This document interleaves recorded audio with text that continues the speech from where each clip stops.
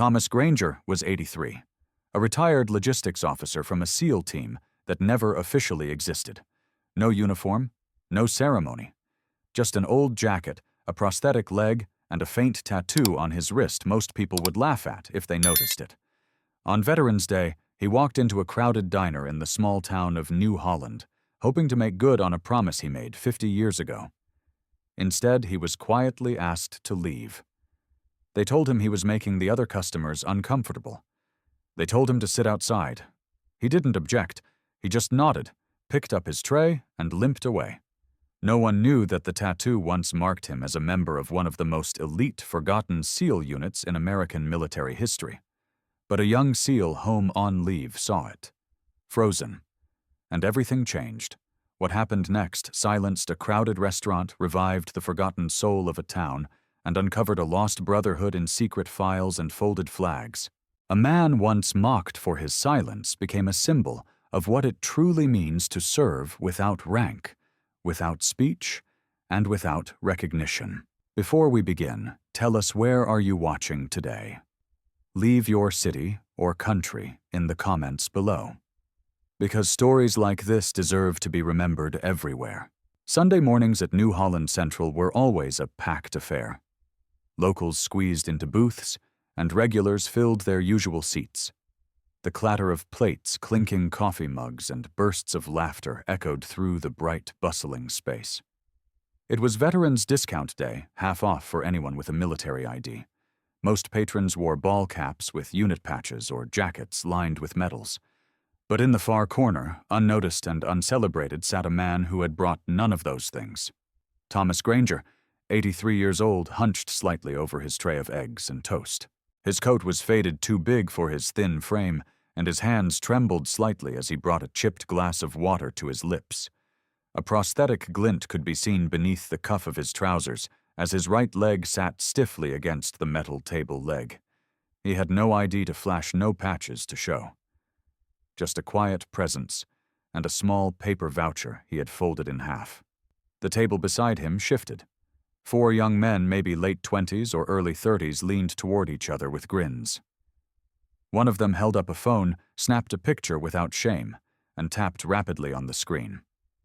"Cosplaying for free eggs," the caption read, followed by a laughing emoji. The others chuckled as they passed the phone around. One whispered, "Is he even a vet? Looks more like a drifter who found a jacket at Goodwill." A server approached the table, eyes downcast. She bent toward Thomas, politely, voice low but steady. "Excuse me, sir," she said. "We've received a complaint that your presence is making some of our guests uncomfortable. Would you mind relocating to the outdoor seating area?" Thomas looked up, surprised, but he didn't argue. He simply nodded. With deliberate care, he placed his fork on the tray, gathered his half-eaten meal, and pressed both hands on the table to push himself up. His movements were slow and steady. The tray wobbled slightly in his grip. As he turned to walk toward the patio, the room didn't fall silent. It didn't even pause. Laughter continued. Coffee was poured. The manager standing behind the counter briefly glanced in Thomas's direction, then turned back to the register without a word. Thomas moved carefully, his left hand gripping a weathered cane, right hand balancing the tray. His shoulders were stooped not just from age, but from years of unseen weight. His prosthetic leg dragged faintly, the rubber end tapping the tile floor in uneven rhythm. Behind him, one of the young men at the neighboring table raised his voice just enough to be heard. "If that guy's a Navy SEAL, then I'm a 4-star general." His buddies laughed on cue. A busboy, no older than 17, looked up briefly from wiping a table, then looked away. Thomas didn't turn back. He didn't react. But as he passed the threshold to the patio, one tear slipped down from the corner of his eye, fell off his chin, and hit the ground soundlessly. Nobody noticed the small tattoo on his wrist until then. His jacket sleeve had ridden up just slightly as he shifted his tray, revealing a faded black ink design.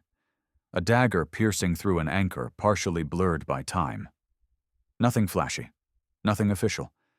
Just a mark that looked like any other forgotten ink from another era. He didn't see it, but someone had noticed. Not one of the laughing men or the staff avoiding eye contact. From across the restaurant by the front entrance, a figure had just walked in. He hadn't spoken yet. But the moment his eyes locked on the old man's wrist, he stopped mid-step. His breathing caught. And unlike the others, he didn't look away. As Thomas steps outside, struggling under the weight of his tray, his cane and his dignity, a young man in a black hoodie with a high and tight haircut stands frozen, staring not at the man, but at the ink that once defined a brotherhood lost to time. The light from the overhead fixtures pooled in corners and bounced off the polished laminate, casting a soft haze over the booth where Thomas Granger had been sitting. His seat, now empty, held a slight depression in the cushion, the only evidence he had ever been there. The remnants of his presence, a half-finished cup of coffee, a folded napkin, a quiet absence, were soon forgotten by most, but not everyone. At the center of the dining room, a group of 4 middle-aged men continued their breakfast, oblivious to the shift in atmosphere. "Brent McCall!" The loudest among them tapped his spoon against his coffee mug and leaned forward with a smug grin. "Did you guys catch that tattoo?" he said, loud enough for more than just his tablemates to hear. Looked like he tried to draw it himself with a pen from a motel drawer. The others laughed. Carl, his sleeves rolled high over sunburned forearms, chimed in. Man probably watched too many war documentaries. Figured some scratchy old ink would score him a free breakfast. Chuckles circled the table like smoke. None of them knew what they were laughing at. None of them cared. In the booth, Thomas had vacated a waitress, wiped down the table with mechanical rhythm, never lifting her eyes. She didn't want to be part of it, but like most people in the room, she didn't stop it either. The tattoo had appeared only for a second, just a faint image on weathered skin, as Thomas adjusted his grip on the tray. But it was unmistakable to anyone who knew what to look for. An anchor pierced vertically by a dagger tip, down blade clean. It wasn't standard military. It wasn't even regulation. It was something else entirely. A few tables over, a man in his early 30s sat frozen at the edge of his booth. His plate of pancakes remained untouched. He had noticed the tattoo. And he had recognized it, because that simple image laughed at moments ago was once a lifeline. It had been worn by a unit that didn't officially exist, whose missions were not recorded, whose members didn't speak. A symbol not of vanity but of survival. It marked those who had gone where no one else would, and who had come back without ever being thanked or even named. That was what Thomas Granger carried on his wrist. Not a design. A memory. Brent reached for the syrup bottle, still chuckling to himself. They let anyone claim to be a vet these days. All you need's a sad face and some bad posture. He laughed at his own joke, oblivious to the silence growing near the entrance. Across the room, the young man who had just walked in hadn't moved in over 30 seconds. His posture was stiff, shoulders squared without realizing it. He didn't blink. He wasn't watching Thomas's limp. He was staring at that inch of exposed skin barely visible under the frayed cuff of an old jacket. Some symbols were never meant for public eyes. They were made for the few who survived what others never knew existed. And in that fleeting glance, he had seen it not a tattoo, but a relic, a signature, a scar burned into ink. At the table of 4, the jokes began to lose their momentum. Maybe it was the look from another patron. Maybe it was just the uncomfortable silence pressing in from the edges of the room. But even Brent's grin had started to fade. The man by the door, short, tight haircut, plain black hoodie, khakis boots worn from actual use, still hadn't taken another step. He hadn't needed to. The dagger through the anchor had meant something once. To a handful of men, it had been the only thing keeping them tethered to one another in the most remote corners of Southeast Asia. Most of those men had died before the 80s, some by enemy fire, others by time or silence. Now one of them had just walked out of a diner carrying his tray, and his dignity in equal measure. A symbol laughed at by strangers had just called an entire history back into the room, and without saying a word, someone in that restaurant had heard it. Jackson Miles hadn't expected anything unusual when he walked through the front doors of New Holland Central that Sunday morning. He had only planned to grab coffee, maybe a quiet breakfast, before visiting his mother a few blocks away. Dressed in civilian clothes, a black hoodie, tan tactical pants, boots scuffed from months in the field, he looked like any other man in his 20s. Except he wasn't. His movements were precise, even at rest. His gaze scanned instinctively, cataloging exits, body language, and subtle threats the way SEALs were trained to do, without thinking. He had just stepped inside when he caught sight of a figure moving toward the patio door. Something about the man's gait pulled Jackson's attention. Not the limp, not the cane, not even the prosthetic leg. It was the presence. The air around him felt heavy, lived in, real. Then the sleeve shifted. A small section of aged skin became visible, pale, weathered, spotted by time. And then the tattoo. It was barely there. Faded, simple, easy to miss. But Jackson saw it clearly, a dagger through an anchor pointing down. His body went rigid. He had only ever seen it in one place before a training presentation on shadow units. No names, no dates, just whispers and diagrams. The instructor had told them that symbol wasn't official Navy. It wasn't found in any handbook. It belonged to a team long dissolved, forgotten by bureaucracy, but never erased by those who served with them. The kind of men who built the operational playbooks modern SEALs used today. Jackson stared, frozen heart beginning to pound. The old man hadn't noticed him. He kept walking, tray in one hand, cane in the other, head lowered. His eyes met no one's. Most people paid no attention except one. Near the register, a little boy about 6 years old waited in line with his father holding onto a toy truck. As Thomas passed them, the boy tilted his head. "Daddy," he asked, voice too loud in the hush that had fallen, "why does that man walk funny?" The father, tall and wearing a fire department sweatshirt, leaned down and whispered, "Don't look, son. He's probably homeless." "Come here." Thomas said nothing. He continued on. But just as he passed the boy, something fell from the inside pocket of his jacket. A small, time-worn photograph fluttered to the ground, landing face up near the child's shoes. The boy bent down, curious, and picked it up. It was old, the corners soft, the edges yellowed. The image showed a group of 8 young men in jungle fatigues crouched beside a makeshift helipad, smiling through dirt and blood. Most of them had matching tattoos on their forearms, the same dagger and anchor combination. Jackson recognized the terrain. It wasn't anywhere official. The boy looked up at his dad. "He dropped this," he said, offering it. But before his father could respond, Jackson stepped forward. "I've got it," he said gently. He crouched, took the photo, and turned it over. A few faint words had been scribbled in the corner. Team Bravo. Laos, April 1971. His breath caught. 7 of those men were listed as KIA in the unit records he'd once studied. No names were made public, no medals awarded, just a whispered legacy.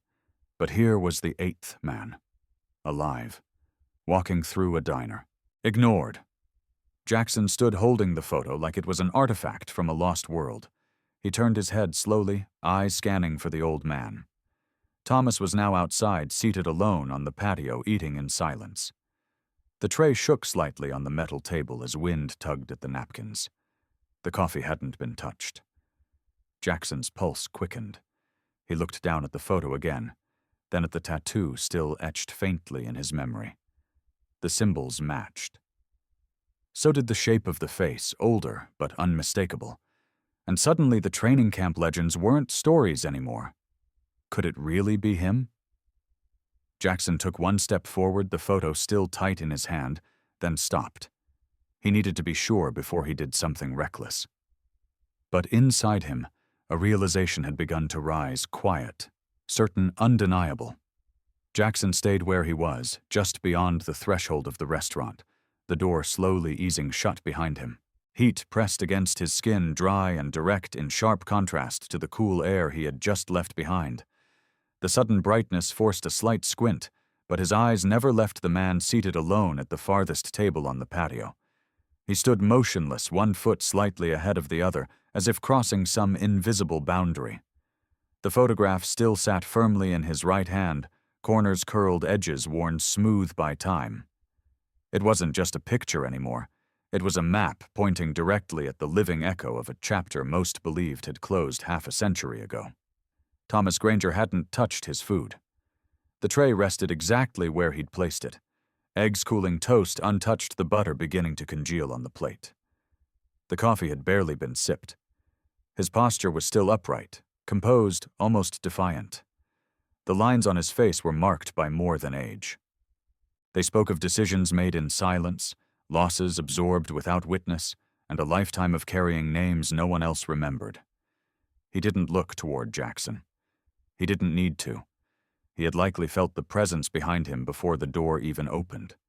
The tattoo on his wrist, now completely exposed in the sun, had once been crisp. Now it was faded into the skin, blurred at the edges, yet still sharp enough to be recognized by someone who knew what it was. It was not a decorative flourish, not a souvenir, not a mistake. It was a code. And for Jackson, it had just confirmed everything. Inside, the noise of the restaurant carried faintly through the glass a burst of laughter, the scrape of plates, the soft drone of morning conversation, but it all felt far away. The patio, though, technically part of the restaurant, had become its own space.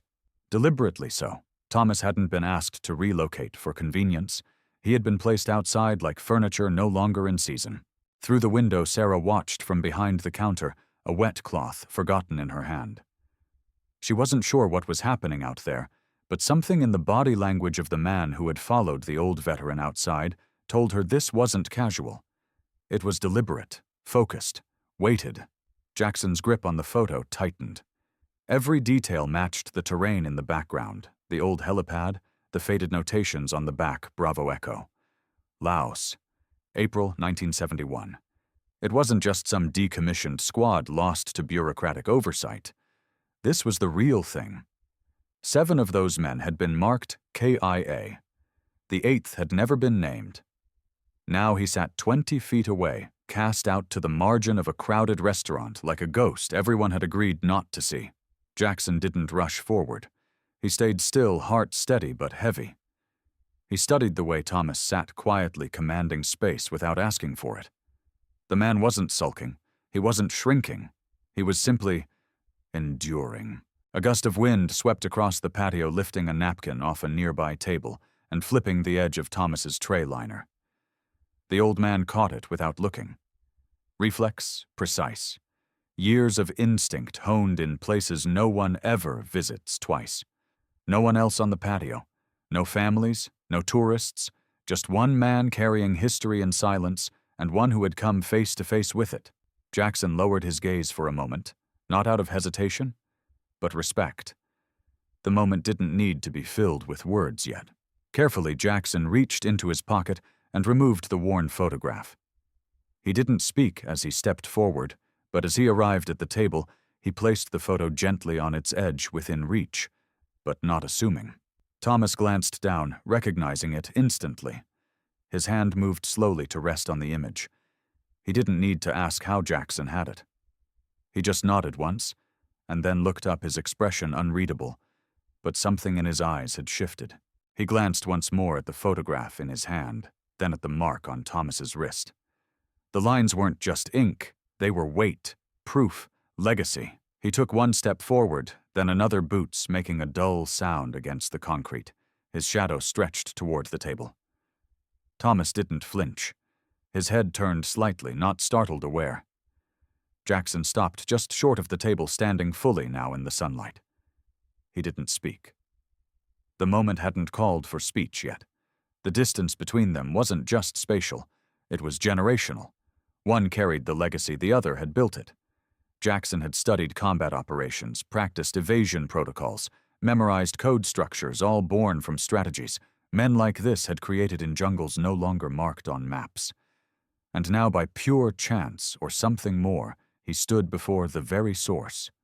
A forgotten tattoo mistaken for a relic had just pulled the last thread connecting past to present, and only one man remained who could explain what it meant. Behind them, life in the diner went on, as if nothing had changed.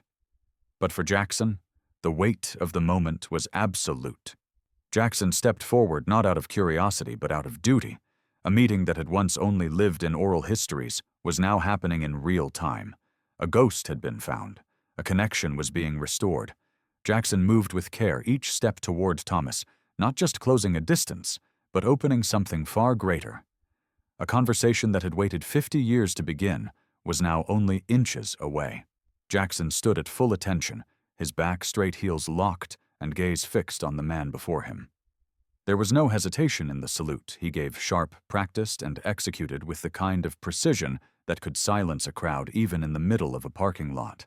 The sound of morning traffic faded into the background. From the far end of the patio where Thomas Granger sat alone with his tray of cold food and a fading tattoo exposed under the sunlight, a moment of stillness formed between them. People walking past glanced toward the motion, sensing the formality. A young couple slowed near the sidewalk. Inside, through the wide restaurant windows, several heads began to turn. No one said anything. No one had to. The posture of the young man outside spoke volumes. Sir Jackson said clearly, "Were you a member of SEAL Team Bravo?" Thomas didn't answer at first. He looked at Jackson, not with confusion, but with the caution of someone who had spent decades avoiding attention. There was something behind his eyes, not fear, not pride, but weight. After a moment, he gave a slow, almost imperceptible nod. "A long time ago." Jackson's salute remained steady. "They talk about you in training," he said. "Not your name, but your record. They call you G7. Thomas tilted his head slightly, like he'd heard a ghost whisper his name. His hand moved instinctively to the edge of his sleeve, pulling it back to reveal the tattoo more fully. The dagger and anchor. The lines were dull with age, but unmistakable. His gaze dropped to it, then rose again. You remembered that he asked, his voice low and dry. "I never forgot," Jackson replied, lowering his salute. Inside the restaurant, someone stood. Then another. Conversations dulled. Forks paused mid-air. A man in his 60s removed his hat and stepped closer to the window, watching in silence. People didn't know exactly what they were seeing, but they knew enough to feel that it mattered.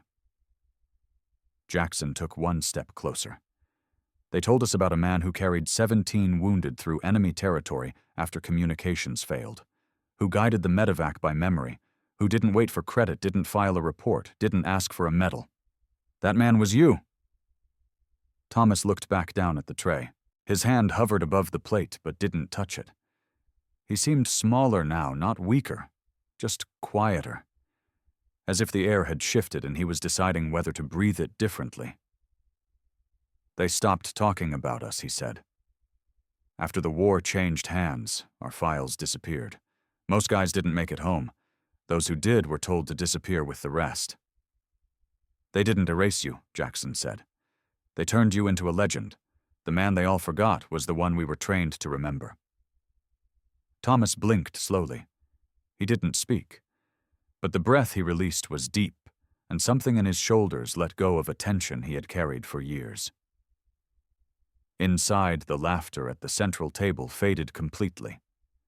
One of the men who had mocked Thomas earlier now sat with his hands folded, watching through the glass, with a face drained of color.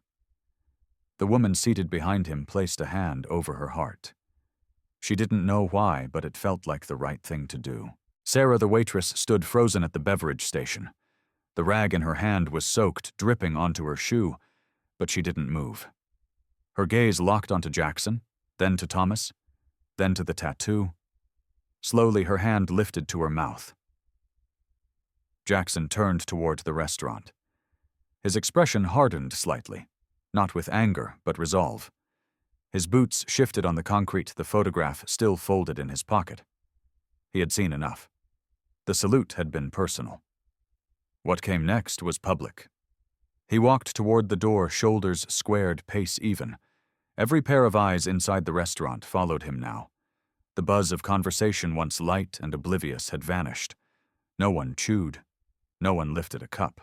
The man they had ignored, dismissed, and displaced had just been honored in front of them, and they couldn't pretend not to notice anymore. Jackson stepped through the door and back into the dining room, not to reclaim a seat, but to reclaim the truth no one else had the courage to say aloud. Jackson walked through the door and back into the restaurant without hesitation. The atmosphere had shifted since he stepped outside. Where moments ago there had been idle chatter and clinking silverware, now there was an expectant silence. Eyes followed him, not out of curiosity, but with the weight of guilt, reverence, and something else that hadn't been in the room earlier, awareness. He moved to the center of the restaurant floor, stopping between two rows of tables. He didn't raise his voice at first. He didn't need to. His presence alone seemed to command stillness. The folded sleeves of his hoodie revealed the faint tan lines of someone recently returned from deployment. His boots left quiet prints on the tile, and the photograph in his pocket burned like a flare he hadn't yet lit.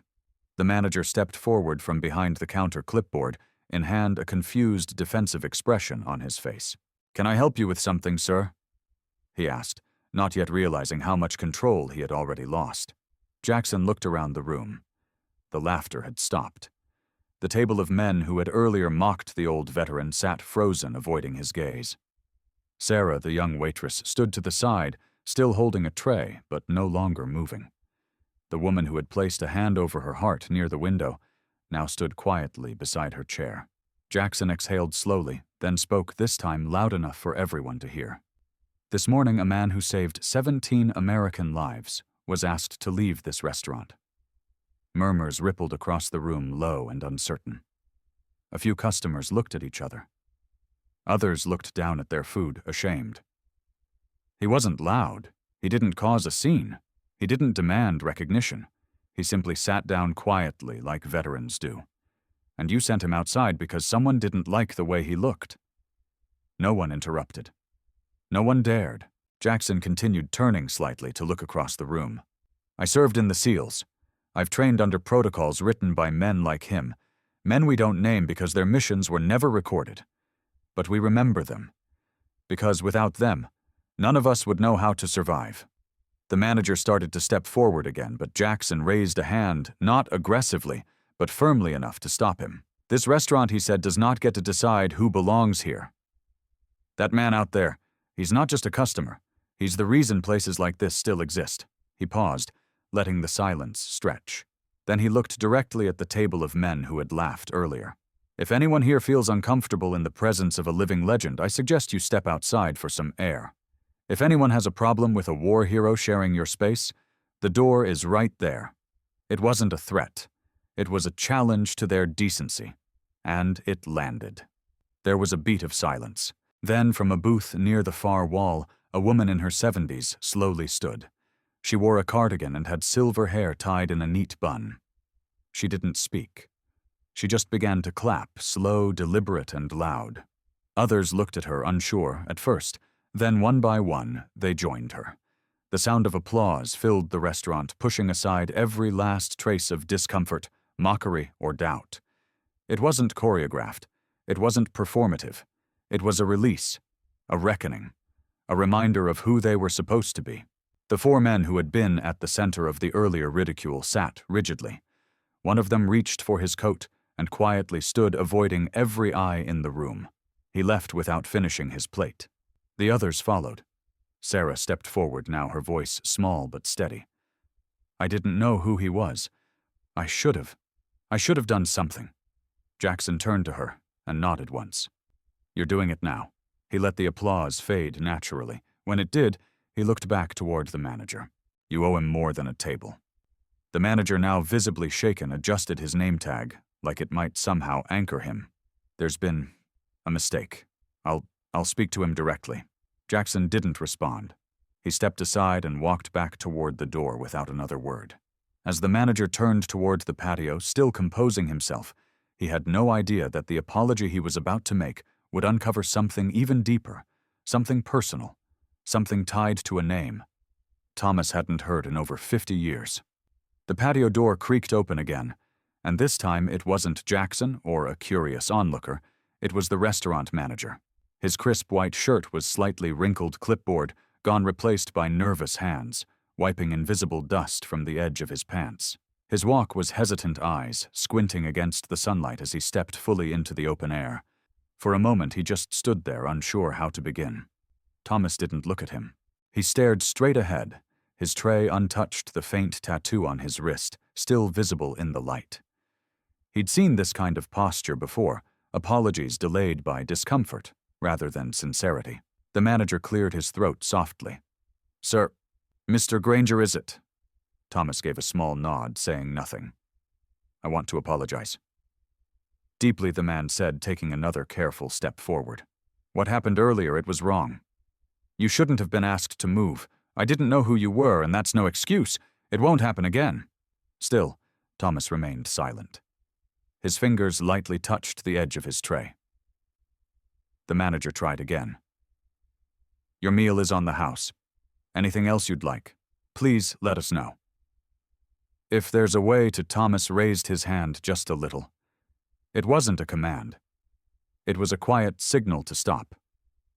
"I didn't come here for free food," he said, voice steady, gravel, low. "I came to remember someone, that's all." The manager's lips pressed together, guilt flickering in his eyes. "Is there anything we can do?" he asked. Thomas looked up at him for the first time. "Tell your staff to think twice before judging someone's worth by their jacket." The words landed harder than any shout. The manager nodded quickly, then backed away with visible discomfort. As he turned to re-enter the building, he nearly bumped into Sarah, who had been standing just behind him, holding a mug of fresh coffee and a folded napkin. Her eyes were red hands, shaking slightly. She hesitated, then stepped past him. Thomas noticed her but didn't react. "Not yet." "I'm really sorry," she said, voice small. "I didn't recognize you." "I should have. I mean, not who you are. I didn't know who you were, not really, but I should have said something." Thomas didn't move. His expression remained calm, eyes quietly studying the young woman before him. "My grandfather served in Vietnam," she continued. "I never met him. He died before I was born. My mom always said he was brave. He left behind a photo, and I grew up staring at it in our kitchen. He had this way of looking into the camera like he knew things he didn't have time to say." Thomas's brow furrowed slightly, just enough to show the first shift in his demeanor. "What was his name?" he asked. She took a breath. "James Harrington." The name struck Thomas with surgical precision. No noise, no reaction for the crowd, but something inside him bent sharply. It wasn't coincidence, it was impact. For a long second he said nothing. The tray, the coffee, even the restaurant disappeared behind the sudden pressure of memory. His voice, when it returned, was barely audible. "You said your mother never met him?" Sarah nodded. "He went missing in action. They sent a letter, but no body. My mom said it was the not knowing that hurt the most." Thomas reached into his jacket and pulled out an old leather wallet. With practiced hands, he opened it, removed a photograph, protected by layers of creased plastic, and offered it across the table. Sarah stepped forward and took it with both hands. The photo was 8 young men standing in loose formation beside a landing zone, faces smudged with sweat and soot, uniforms wrinkled and muddy. She scanned the faces, and her breath caught. "That's him," she whispered. "That's my grandfather." Thomas looked at her carefully. "We served together. Laos, 1971. He was point man on our last mission. Smart, steady, said he was going to take me here when we got back. Said this place had the best burgers in town." Sarah blinked, tears rising without permission. "He used to say that to my mom, too. She always thought he was joking." "He wasn't," Thomas said. "He meant it. We got hit before extraction. He didn't make it back. I carried him as far as I could." She stared at the photo again. Then she handed it back, but Thomas shook his head. "He'd want you to have it." She hesitated, then held it close to her chest like something sacred. Thomas leaned back in his chair, not to retreat, but as if something inside him had just been released. A knot loosened, a circle quietly closed after 50 years. And inside the restaurant, no one knew yet that a quiet waitress had just uncovered the link between a forgotten soldier and the man they had nearly sent away. Sarah sat down slowly, uninvited, but not unwelcome, still holding the old photo with both hands, as if it might disappear if she let go. The air had shifted since she spoke her grandfather's name. The sun felt warmer, the silence deeper. Across the table, Thomas Granger sat still, the lines in his face set like old stone. But behind his eyes, something was moving, something that had been locked away for decades. Jackson remained nearby, standing just behind her, not interrupting, letting the moment unfold as it should. He didn't need to speak. the presence of the photograph. The name Harrington and the weight of what had been lost were louder than any commentary. Thomas finally leaned forward, resting his forearms gently on the table. He looked down at the tray that still sat in front of him. Eggs, cold toast, untouched butter, hardening under the sun. He pushed it aside slowly. "We were supposed to come here together," he said, voice even. "This place, this exact restaurant. We'd been stationed nearby for 3 weeks before the mission. James said they had the best burgers in New Holland. He swore he'd buy the first round when we made it back." Sarah looked at him, not blinking. "He told my mom the same thing." Thomas smiled faintly. It wasn't joy exactly, more like acknowledgement. He talked about her all the time, he said. Said he kept her letters in his chest pocket. Said she wrote better than most poets. We used to joke that if the bullets didn't get us, the mosquitoes or homesickness would. He paused, glancing again at the photograph in Sarah's hands. "The night before we went in, it rained. Hard. You could hear the jungle hissing from the weight of it. We were camped 2 clicks from the border, all 8 of us packed tight under the same tarp. Someone brought out a pack of smokes, someone else had instant coffee. Harrington pulled out a folded menu from this place, God knows how he'd kept it dry, and waved it like it was a flag." Sarah let out a shaky laugh through her tears. He said, "Granger, when we get back, first burgers on me, but you're buying the fries." I told him I'd hold him to it. We shook on it. That was the last time we were all together. Jackson stepped closer now, slowly, one hand on the back of Sarah's chair, the other resting at his side. "We hit the minefield 2 days later." Thomas continued. "James was point, always volunteered for the front. Said he didn't trust anyone else to walk first. We just cleared a ravine when everything went white. I woke up in a pit.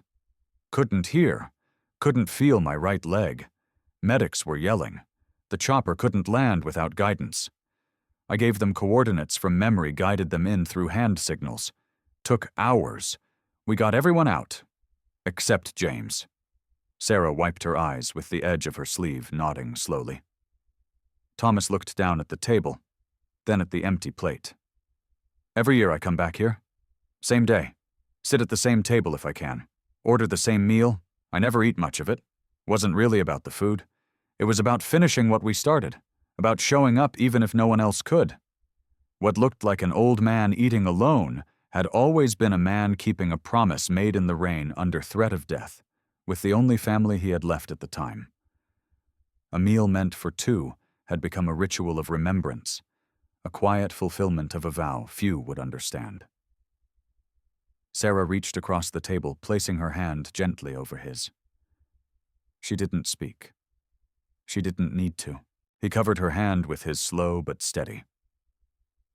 Jackson pulled out his phone, not to take a call or check a message, but to open the camera app.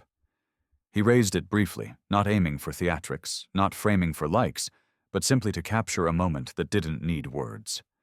A man who had been mocked just hours before, now sitting with the granddaughter of his fallen brother in arms, the photo of their past held gently between them. He snapped the image quietly. Within hours, that single photo, Jackson standing in salute, Thomas seated under the sun, and Sarah holding the old photograph, would circle the internet, shared not for shock or outrage, but because it reminded people of something they'd forgotten, what honor actually looks like. The photo went online at 3:42 p.m. that afternoon. Jackson didn't post it with a caption, didn't tag anyone, didn't add hashtags. He simply uploaded it with one sentence. "Some heroes eat alone because no one remembers who they are." He turned off his phone after that and went for a walk through the town, needing air. He wasn't prepared for what would happen next. By evening, the image had been shared over 40,000 times. A still frame, sunlight casting long shadows over a small patio table, an old man with a worn face and faded tattoo resting his hand over that of a young woman holding a decades-old photograph. In the background, a younger man stood back, straight eyes forward, as if standing guard over something sacred. Comments poured in from every direction. "I think that's Thomas. He fixed my truck for free last winter when I couldn't afford the parts. He lives 2 blocks from me. I thought he was just a quiet mechanic. My grandfather served with someone named Granger. He never talked about him, but I remember the name. Soon the photo reached the inbox of a local editor at the New Holland Chronicle. A junior reporter named Mia Delgado took it upon herself to investigate the story. She wasn't assigned. She just couldn't stop thinking about the expression on the old man's face, the way it mixed burden with peace. She found the address registered to a Thomas Granger in a modest neighborhood just 3 blocks from the restaurant. That evening, she walked past his house, hesitant to knock. It was small plain with a garage that looked older than the siding. The blinds were shut, but a faint glow from the living room suggested someone was home. There was no flag in the yard, no bumper stickers, no visible indication that the man inside had once carried maps in his head that saved lives. She didn't knock. Not yet. But others did. By the following morning, Thomas's mailbox was full. Not with bills or junk flyers, but with letters. Dozens of them. Handwritten in colored pencil and crayon and shaky cursive. They came from children at the local elementary school. A teacher named Mr. Wells had shown the viral photo in class as part of a discussion on Veterans Day and the meaning of service. One student had raised her hand and said, "I think he lives on my street. I see him walk to the store." The letters were short, innocent, and devastatingly sincere. "Dear Mr. Granger, thank you for saving people even though no one saw it. My daddy said people like you should never have to eat alone. You remind me of my great-grandpa. He also had a tattoo but never told us why." Thomas read every letter, some twice. A few made him laugh. Others made him stare out the window for several minutes before folding them carefully and setting them beside the old photo of his team. He didn't respond to any of them at first. He didn't know how, but he kept them. Every one. Neighbors who had ignored him for years began to wave when they saw him sweeping his driveway. A teenager who once sped down the street now slowed his car whenever he passed. The barista at the coffee shop 2 blocks away slipped an extra muffin into his bag, no explanation offered. The quiet man with the limp and the closed garage door had always been there. But now people saw him. What the war hadn't done, what time and bureaucracy had failed to destroy, was undone by a single image, a moment caught between generations carried by silence, and finally heard by a world that hadn't been listening. The Chronicle ran a full-page spread titled, "The Man Behind the Tattoo." The story highlighted his service, but more importantly, it captured the way the community had forgotten its own. It wasn't scolding, it was reflective, and it worked. Within a week, the town council issued a statement announcing a public ceremony honoring what they called the silent service, a tribute to veterans who had never spoken of their past, who never received medals on a stage, but who shaped the very fabric of the town without asking for acknowledgement. Thomas Granger's name was at the top of the list. He would be the first to speak. The town hall hadn't been this full in years. Every folding chair had been set out, every corner occupied the rear wall, lined with people standing shoulder to shoulder. Parents held young children on their laps. Elderly couples sat in the front row, dressed in quiet Sunday best. A few local veterans, recognizable by the pins on their collars or the posture they never unlearned, sat still and silent hands folded over their laps. Some had served in wars people remembered, others in ones people forgot. But all of them had come for the same reason. On the stage beneath a modest banner that read "Silent Service Recognition Ceremony," the mayor finished his opening remarks. He thanked the town for their attention, thanked the organizing committee, and recited a list of names, men and women who had served without praise, who had come home quietly and gone about their lives without parades or headlines. When he said, "Our first honoree today is Mr. Thomas Granger," the room didn't erupt in applause. It didn't need to. Instead, it fell into an even deeper silence. Thomas stood from his seat in the front row. He wore the same coat he had worn at the diner. It had been brushed off but not replaced. His walk to the podium was slow but steady, and he refused the offered arm of assistance. He climbed the 2 steps on his own. The sound of his cane echoed slightly against the hardwood floor, followed by the small click of his prosthetic foot. He reached the microphone and looked out over the crowd. Faces stared back at him, young, old, familiar, unfamiliar. No cameras flashed, no phones were held aloft. It was not that kind of moment. It was quieter, more reverent. He didn't pull notes from his pocket. He didn't glance at a script. He didn't clear his throat. He simply looked forward and spoke, his voice even and calm. "I don't represent anyone," he said. "I just tried to do the right thing." 12 words. No medals mentioned, no stories told. But they hit like thunder, because some truths don't need explanation. They only need to be said out loud. The room held its breath. Then slowly one person stood. It was Jackson, standing tall in his dark suit near the back of the room. He didn't clap. He just placed his hand over his heart. Others followed, first a woman near the front, then a veteran 2 rows back, then the mayor himself. No one spoke. They simply stood, hand over heart, heads bowed, not in pity, but in respect. Thomas nodded, once stepped back from the microphone, and returned to his seat without ceremony. The applause came after. It wasn't loud, it wasn't forced, but it was long.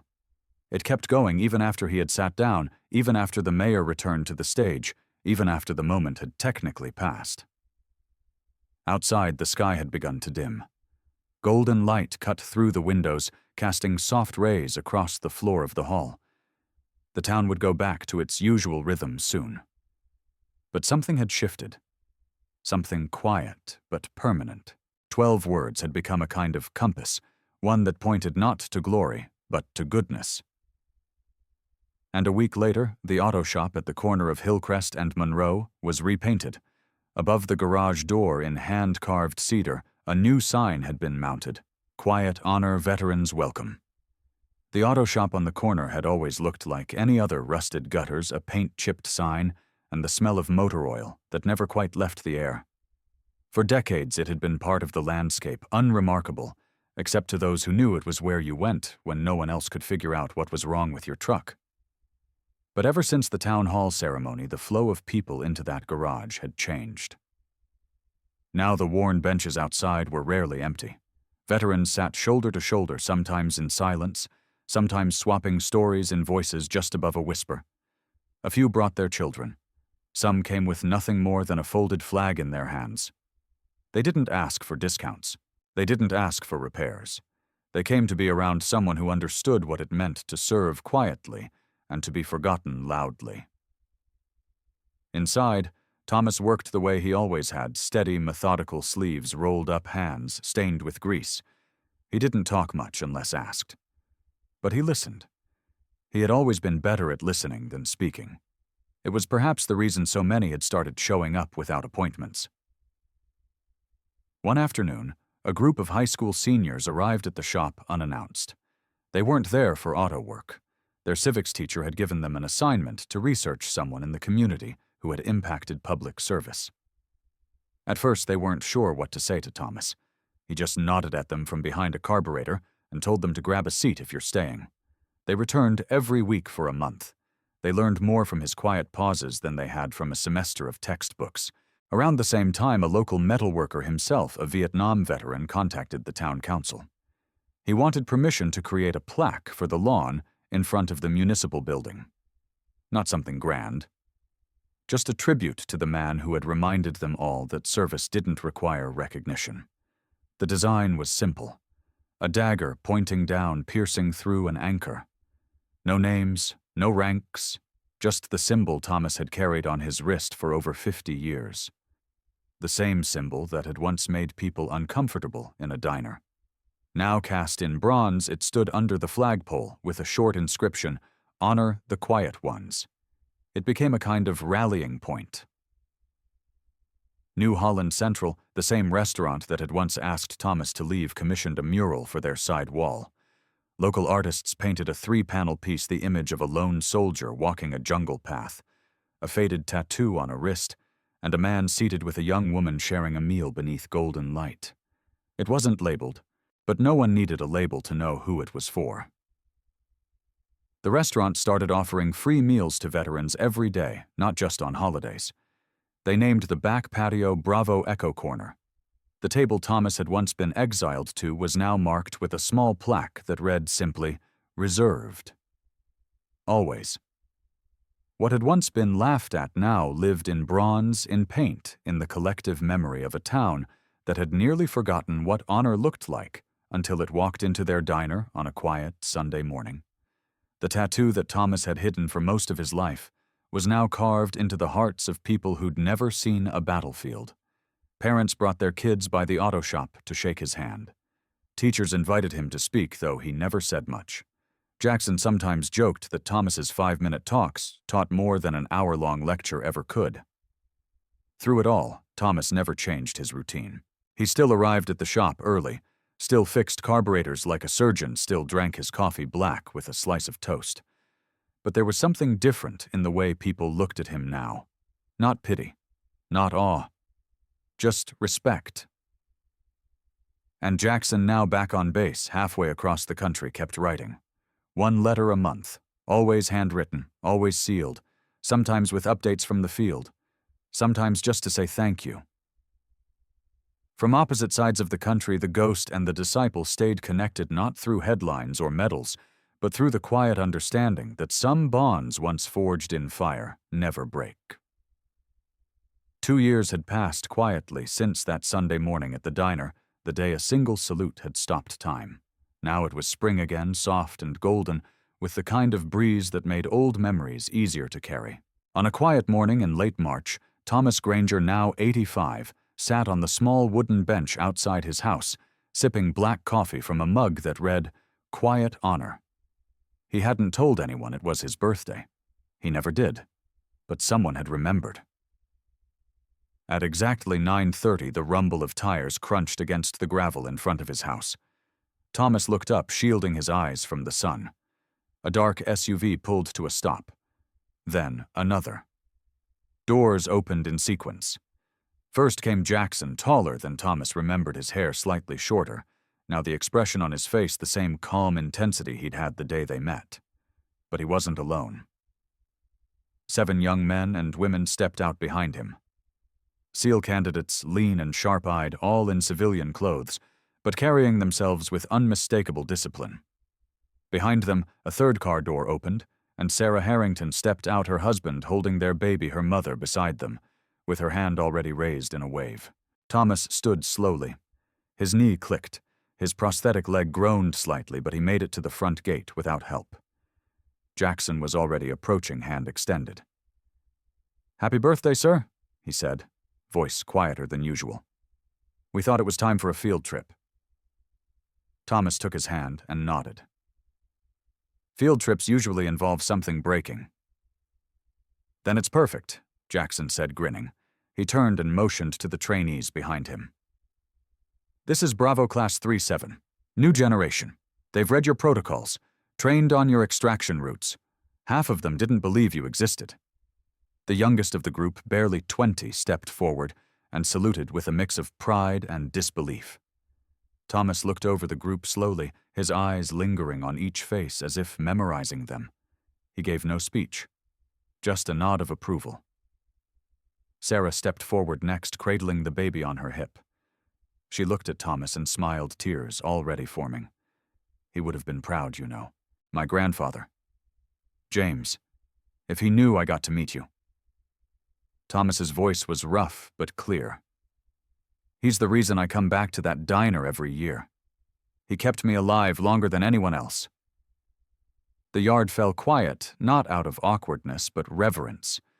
For a moment it was like the years peeled back, and all of them stood at the edge of something bigger than words, a legacy handed down not through medals or ceremonies, but through memory, trust, and the quiet transmission of courage.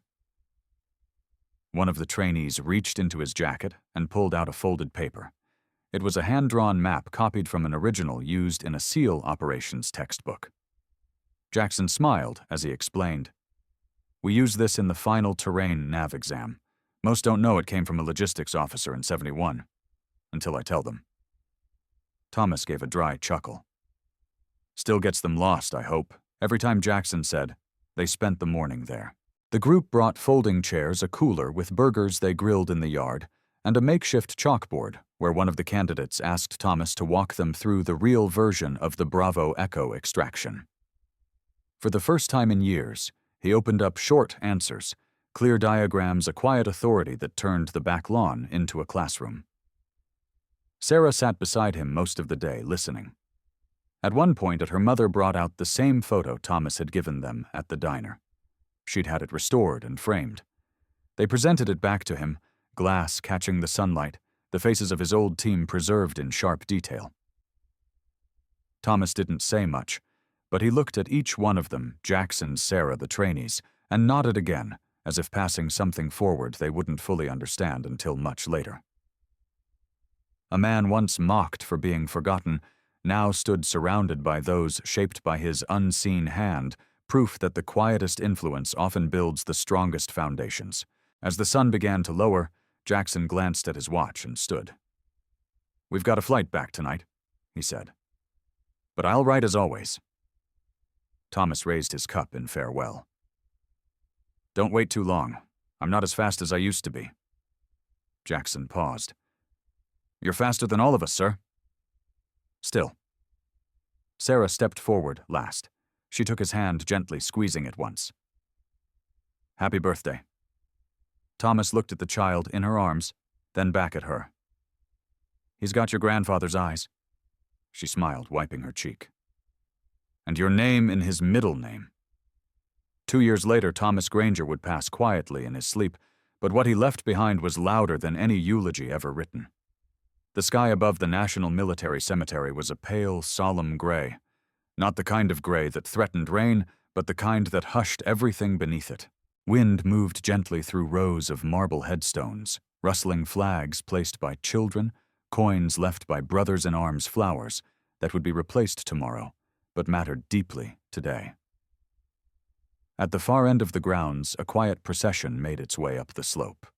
6 men in full dress uniforms walked in perfect step, carrying a flag-draped casket with measured reverence.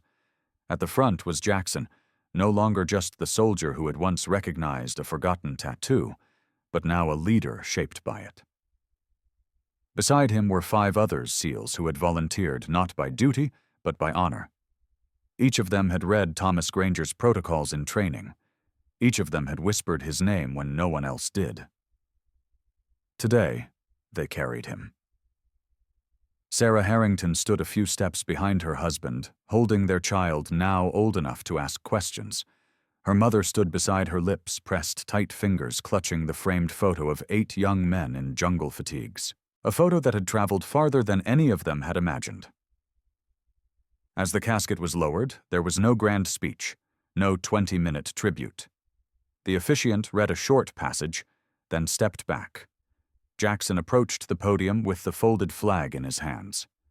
He looked over the small crowd neighbors' town, officials, local veterans, and strangers who had driven in from counties away after seeing the story online.